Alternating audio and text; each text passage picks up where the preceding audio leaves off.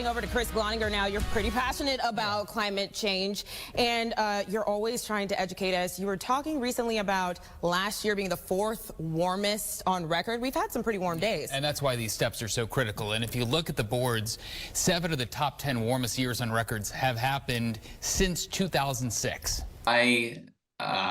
Before Des Moines, I had worked my way up to Boston. I was at the NBC station there. I covered many hurricanes during my time there, and it was the catalyst for my approaching management to talk to them about creating a weekly series on climate change. And at the time, last we spoke, I was in Des Moines. I had taken the chief meteorologist job, and one of the reasons why they wanted me to go there was to talk about climate change in a part of the country where there was this void, but it obviously had major impacts. When you look at the agricultural industry in Iowa, it's a high stakes game there, and farmers have to deal with extreme weather and the impacts of climate change, and their livelihood depends on it. But there was some serious pushback, and unfortunately, the station wasn't the most supportive in that they asked me to avoid using the term climate change.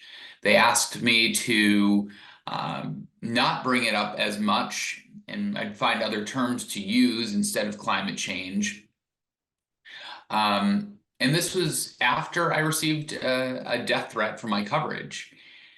And it wasn't until recently I asked, and this was some of the therapy that went on going after the threat, because it wasn't a quick decision to pull the plug and leave. This was about a year's worth of going to therapy, seeing what I needed to do for my family.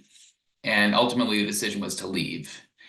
And especially if I wasn't getting support and they wanted me to tone back what they wanted me to do in the first place.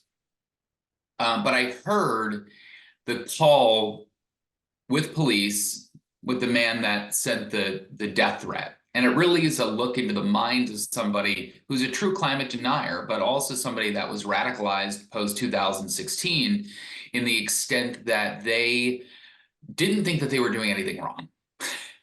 They were surprised that that death threat wasn't covered by freedom of speech.